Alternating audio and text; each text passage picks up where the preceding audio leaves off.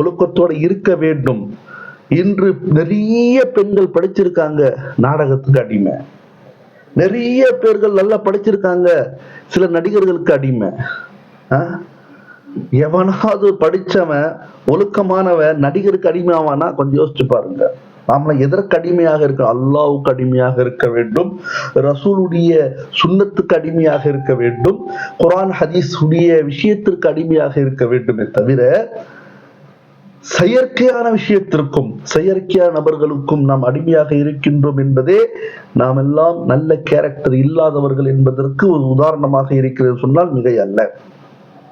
இன்னைக்கு ஆடு மாடு எல்லாம் புத்திசாலித்தோட இருக்குது. ஒரு குச்சியை வச்சுக்கிட்டு ஆடை கூப்பிடுங்க வராது. ஆடுக்கும் மாடுக்கும் இறைச்சி வைங்க சாப்பிடாது. சொல்லுவாங்க, புலி பசித்தாலும் புல்ல சாப்பிடாது. அவங்களுக்கு தெரியும் அவங்களுடைய உணவு என்ன. அப்ப யார் அறிவாளி, யார் புத்திசாலி? ஹஜ்ரத் தய்யிப் ரஹிமத்துல்லாஹி அலைஹி